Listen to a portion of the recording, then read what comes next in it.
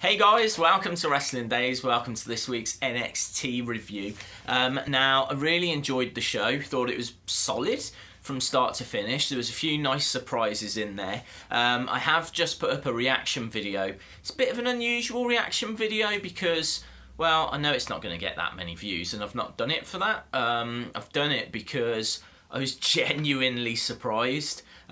Because they'd been building up Dan Matha for a few weeks now, and I'd actually gone online to see if I could find out a little bit more about him because he wasn't someone that I knew anything about, and they've done a fantastic job of building this guy up. He comes out, he makes his debut, and then there's a load of cheering, you can't see what's going on, and then Joe comes into the ring, starts beating up on Dan, and I think what really impressed me about this is that they've planned this in advance.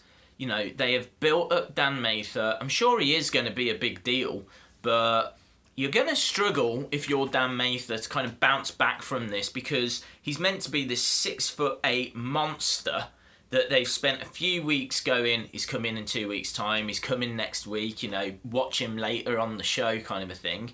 And he gets beaten up by Samoa Joe. And in all fairness, there's no shame in that, you know, it is Samoa Joe. But, Dan Matha didn't really put up much resistance. He kind of got beaten up just pretty easily. And I just think it's wonderful that they've used this guy to further the storyline. Dan Matha will bounce back, of course he will. But I just can't believe they did that. I can't believe there was that much thought and planning that went into that segment. I'm just really impressed with what I've seen from NXT. As well as that, so that reaction's up anyway. If you want to watch that, get a chance to watch that, you can do. The other thing that I'm really impressed with is the Dusty Rhodes Tag Team Classic bracket. Now, I've done a full predictions kind of video on that, and again, I'll put a link to the description below so that you can see the teams and the bracket and how it should all play out, or what I think will happen with it all playing out. I actually didn't realise that 2 matches were going to be on this week's show, so I was a little bit nervous because I uploaded that video before NXT this week. So if I'd have got any of those predictions wrong, then that video could have been pointless already. Thankfully, I didn't. They were pretty obvious who was going to win these matches, so I'm certainly not feeling smug or anything. But I do like the bracket, and I do think there's some really, really intriguing matches that could occur if things go the way I think they're going to go. For example, Austin Aries, Hideo Itami, Revival, Gargano and Ciampa, the team of Bobby Roode and Ty Dillinger that were awesome this week. You know, they only had a little promo, but you've got Bobby Roode doing this in the background. You've got Ty Dillinger going, what? Wait, are you all right? and Rude's like, can you feel it? Can you feel how glorious it is? And their team are going to be known as the Glorious 10. If they make a t-shirt of that, I'm on board. Even though I don't think they're going to be together that long. The Glorious 10. Awesome. Anyway, I'm getting proper distracted with reactions and Dusty Rhodes Tag Team Classics. Let's go through the list. Authors of Pain versus the Bollywood Boys. Really nice to see the Bollywood Boys together in a tag match. You know, they were individuals in the CWC. They've come together as a tag team, and I thought they were a lot of fun. Like, it was pretty much a squash because they were up against the Authors of Pain, and the Authors of Pain win. But, you know, you got the Bollywood Boys that bring a different flavour to tag team wrestling, and I have no problem if WWE were to sign these guys as a tag team. But yeah, it was a squash. Next, honestly, right, you'll think I'm crazy, but I wrote Match of the Year contender for this next match. Now, I don't mean that in regards to it's the match of the year.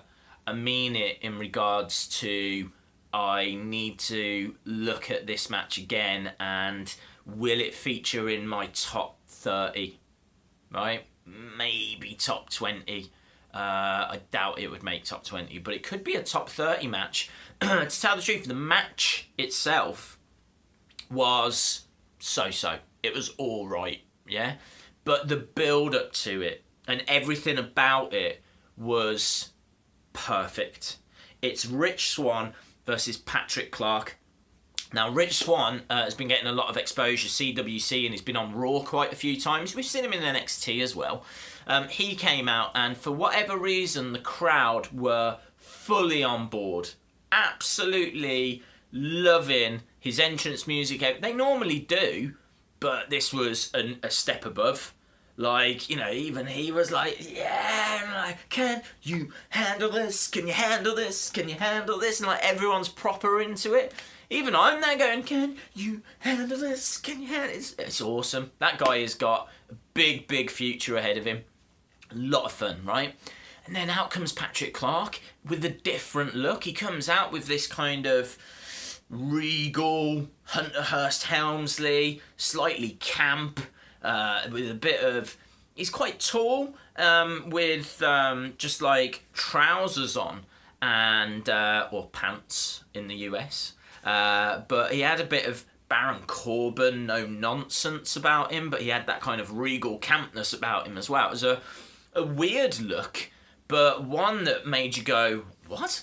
And really like, wow, that's okay.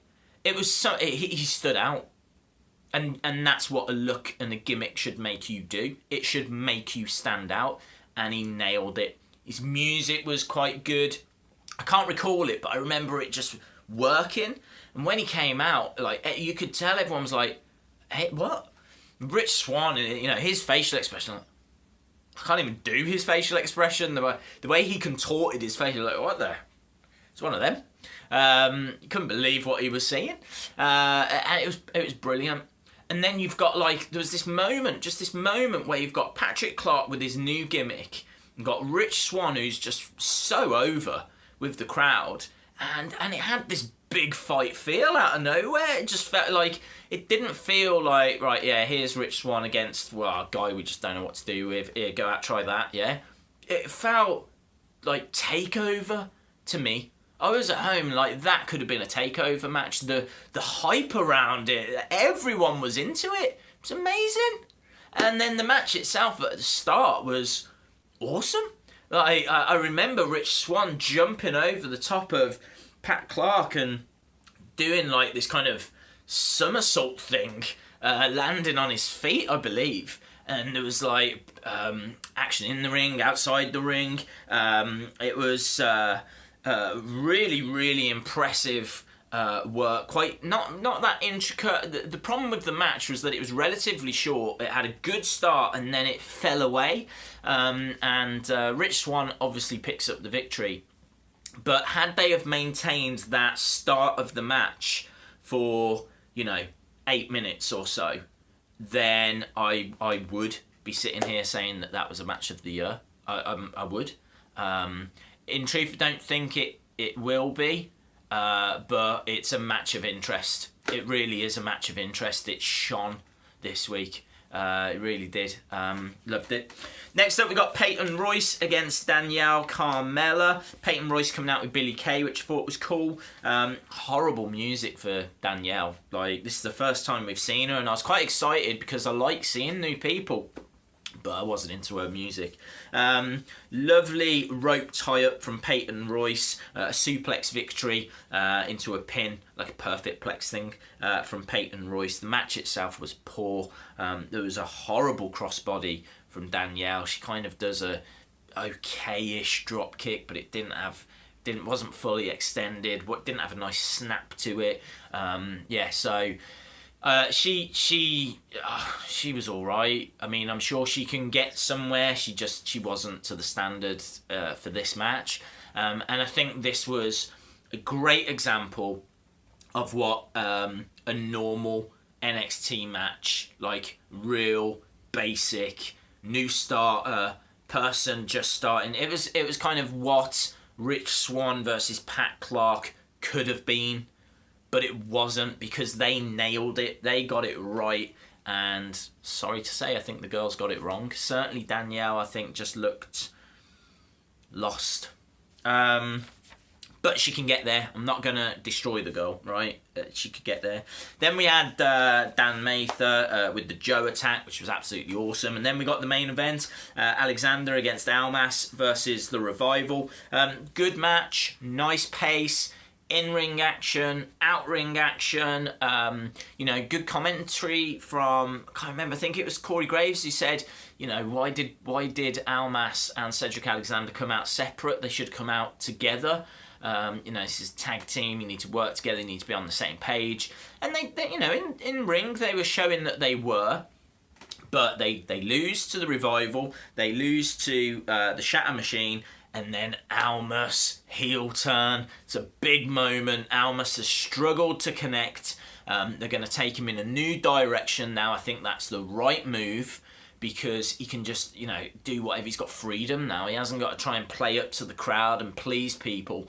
He's just going to go out now and just hurt people. And he's going to do it with a smile on his face, and there's nothing you can do about it. That is the right move for Almas. They've got, you know, big face in Cedric Alexander. Crowd's still really hot on him. He's still doing impressive stuff in the ring. I'd like to see him cut a promo. And I'm sure we'll get that, because I'm sure we're going to build now and have a Cedric Alexander-Almas feud, which I think will be really cool. And yeah, it was just, as I said, from the start to finish, matches had purpose. There was only one match, that Peyton, Royce, Danielle, Carmella match, which wasn't to standard. But I've got to be honest, I enjoyed seeing Peyton Royce, and I thought she did a few nice spots in this. You know, she's very agile. I liked it when she was like doing that kind of kick, that split kick in the corner. Like, she had Danielle's head like proper up there with the foot, and she had great extension on that. You know, she's really agile. She's very athletic. I think she is one for the future. Yeah, you know, even that match had something about it. This was a good week, and I'm really looking forward to future weeks of NXT now, because I think they're out of the rut. And they had, you know, several weeks where it wasn't brilliant. But I think we're out of that now. Past couple of weeks have been really good, and we're bang into this Dusty Rhodes Tag Team Classic, and I'm interested to see where we go from here. So, all good in the NXT hood. Awesome, guys. Thanks a lot for watching. If you like this video, please give it a like. If you haven't subscribed, I really would appreciate it if you could. And hopefully I'll see you again next time. Bye for now.